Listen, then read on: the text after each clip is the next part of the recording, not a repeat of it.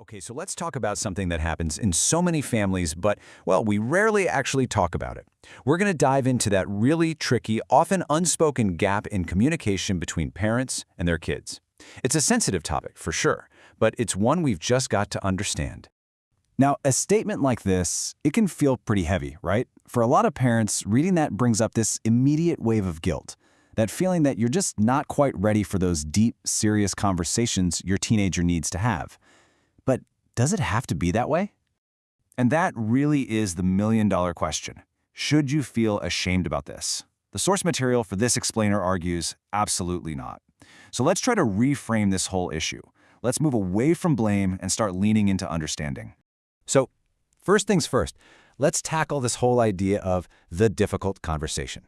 Because to really get why this communication gap exists, we have to accept a fundamental truth about being a parent. And here it is. This is the core principle. Parenting isn't some manual you get to read. It's a story you live. Your ability to have those tough talks is so deeply shaped by your own unique story, your childhood, your culture, everything you've ever experienced. So if our parenting style is pretty much a product of our past, well, that's exactly where we need to look to understand the roots of this silence.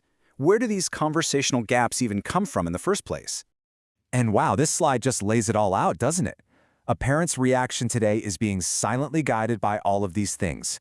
How you were raised, the emotional rules in your childhood home, the culture you grew up in, it all plays a massive role in the kinds of conversations you feel ready to have with your own kids.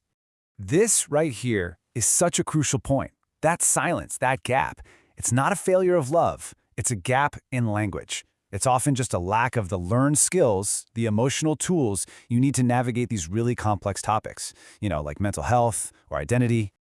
Okay, so this brings us to the central idea of our explainer today, the parenting gray area. And as we dig into it, we're also going to push back against a really common, but honestly pretty flawed argument that you hear all the time. You've heard this one, right? Parents should just adapt to the modern world. But the thing is, the modern world isn't one single thing. As you can see here, different communities, different social circles, they create these vastly different parenting realities. It's just not that simple. And here it is. This is the definition of the gray area. It's that really tender, challenging space where your child is looking for guidance, and you, the parent, feel like you just don't have the map. And you know what? Just recognizing that this space exists is a huge first step. All right, so we've put a name to the problem. Now let's pivot. Let's move away from all that blame and judgment and into a much more compassionate place. Let's talk about what we can actually do. Look, the path forward isn't about becoming some kind of parenting expert overnight. It actually starts with comfort, with admitting you're not sure. The real power comes from being able to say, you know what? I don't know how to have this conversation yet. That little admission is the key that unlocks growth for the entire family. Man, this is such a powerful idea. You just can't force connection. When you put pressure on something, it tends to break. But if you can approach these conversations with patience, with a real willingness to learn right alongside your child, they can slowly, naturally evolve into something so much deeper. Okay, as we start to wrap this up, let's really focus on what the actual goal is here. Because it is definitely not about achieving perfection. It's about finding a humane, a realistic path forward. I just love this metaphor from the source material, because it is so true. Parenting takes a balanced hand, right? Too much pressure, too much emotional distance building up day after day. And that connection, it can become really fragile. It can fracture. And this, right here, is the key takeaway. The goal is not perfection. That's an impossible and, frankly, a useless standard. The real goal is progression.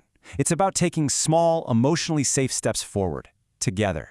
So, if you remember just one single thing from our time together, let it be this mantra. Before you correct, before you teach, just seek to understand first. Just listen. That's where the bridge between generations actually gets built. So I'm going to leave you with this final thought to take with you. This isn't about trying to solve everything all at once. Just think about one small area, one little conversation. Where can a little more understanding begin in your family?